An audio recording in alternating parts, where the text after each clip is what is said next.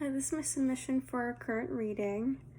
And as I was reading, things that stuck out to me it was about the phytoplankton.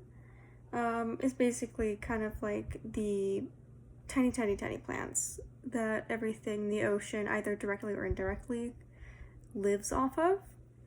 And I was aware of zooplankton, but I've totally forgot about the phytoplankton.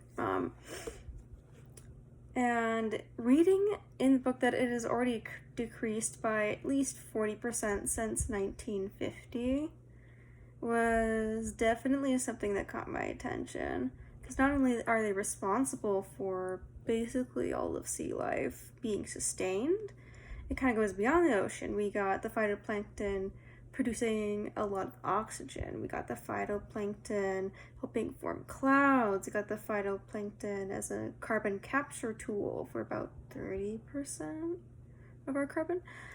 And just as we keep on polluting the ocean, it's just going to keep snowballing and like kind of exponentially growing into a worse problem where we'll see things being sped up exponentially, not just like multiplying like by exponents is my guess with how this kind of will go if we don't really change things. This is kind of wild. So definitely a huge thing that caught my attention.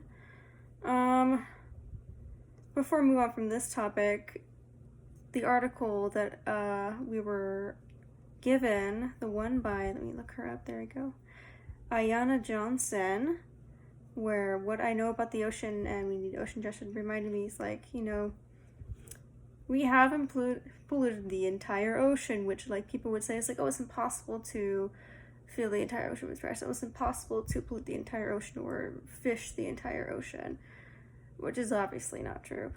With current practice, it's kind of gone crazy. And while reading this article, it's not just about, keeping it clean for the purposes that we've stated before, but it's also just like the people in these the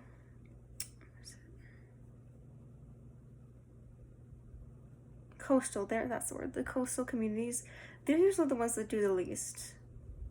And there's a ton of coastal communities around the world that don't really contribute much of anything, if at all, to climate change, and they're at the forefront. They're the environmental refugees. They're the ones who are losing the land. They're the ones who are having their livelihoods just brutally impacted by mostly just the few industrialized nations that are, well, not just few, but the industrialized nations.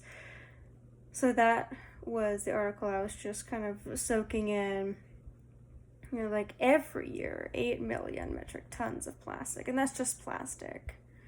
So I knew the ocean was a huge thing to think about, but I never realized, how the numbers would look. But yeah, on to the second thing that I paid attention to was kind of like, here we go, the diner's patrons' responses to being served a fish head, out of all the things. Some viewed as like a political statement, which this kind of is, it can be, where like it was saying, we're not having as many fish, we're overfishing, let's use all parts of the fish. All the way to people calling it an insult, and it's like, okay, here we're seeing the play of like, what have we promoted as food? What have we raised the demand for as chefs / consumers on this kind of end of the spectrum? Like, this is what we promoted, and now like people are so disconnected from knowing what we have been raised up as not normal.